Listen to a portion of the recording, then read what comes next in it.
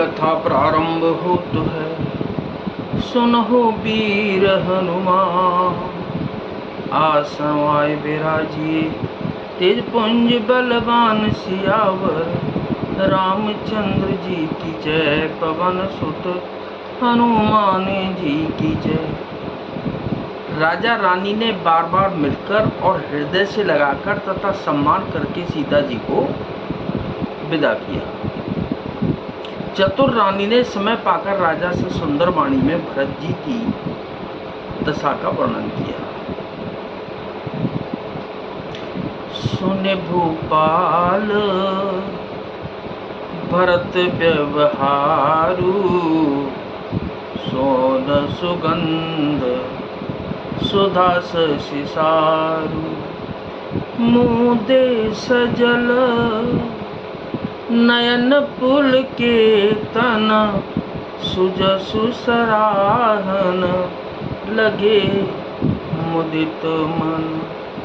सोने में सुगंध और समुद्र से निकली हुई सुधा में चंद्रमा के सार अमृत के समान भरत जी का व्यवहार सुनकर राजा ने प्रेम विमल होकर अपने प्रेमाश्रुओं के जल से भरे नेत्रों को मूंद दिया। वे भरत जी के प्रेम में मानो ध्यानस्थ हो गए। वे शरीर से पुलकित हो गए और मन में आनंदित होकर भरत जी के सौंदर्य की सराहना करने लगे। सावधान सुन सुमुखी सुलोचन, भरत कथा भव बंद विमोचन। धर्म राजनय ब्रह्म विचारू, इहाँ जथा मति मोर प्रचारु। वे बोले, हे सुमुखी, हे सुनैनी, सावधान होकर सुनो। भरत जी की कथा संसार के बंधन से छुड़ाने वाली है। धर्म, राजनीति और ब्रह्म विचार, इन तीनों विषयों में अपनी बुद्धि के अनुसार मेरी थोड़ी बहुत गति है, अर्थात इसके संबंध में मैं कुछ जानता हूँ। सोमति मोर भरत महिमाही, कहे काह छल छुअत न छाही। विधि गणपति अहिपति शिव शारद, कवि कोविद बुध बुद्धि विशारद। वह धर्म, राजनीति और ब्रह्म ज्ञान में प्रवेश रखने वाली मेरी बुद्धि भरत जी की महिमा का वर्णन तो क्या करे, छल करके भी उसकी छाया तक को नहीं छू पाती।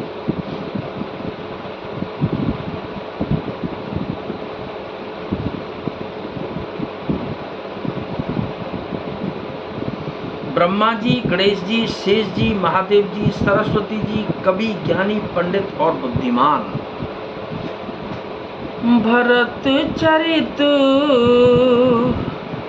कीरति करतूती, धर्मशील गुण विमल विभूति। समुझत सुनत सुखद सब काहू, सुचि सुर शरीर रुचि निधर सुधाहु।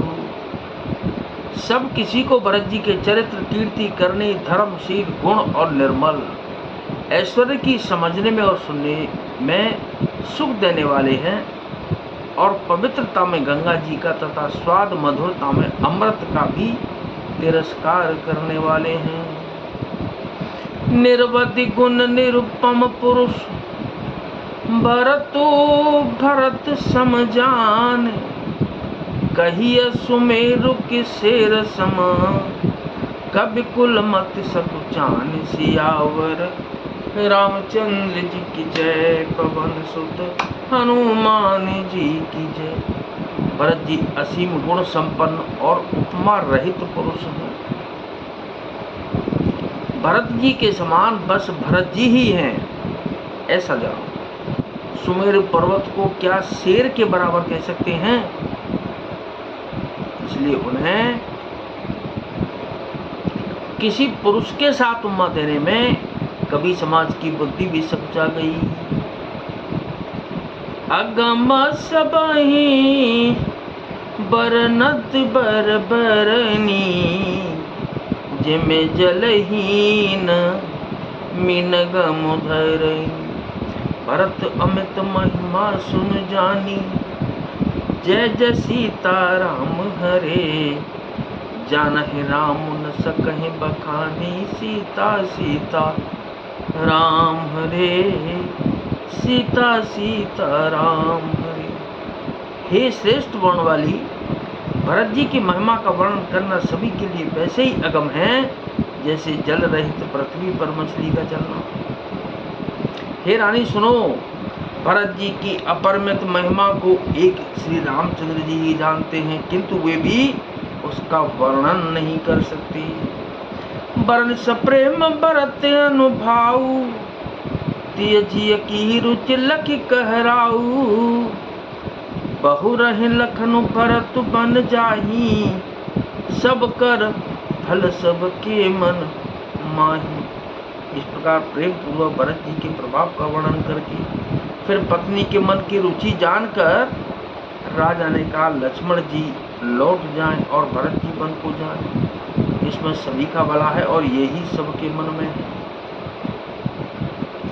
देवी परंतु भरत रघुबर की, प्रीति प्रतीति जाहि नहीं तर की। भरतु अवधि स्नेह ममता की, यद्यपि राम सीम समता की। परंतु हे देवी, भरत जी और श्री रामचंद्र जी का प्रेम और एक दूसरे पर विश्वास बुद्धि और विचार की सीमा में नहीं आ सकता।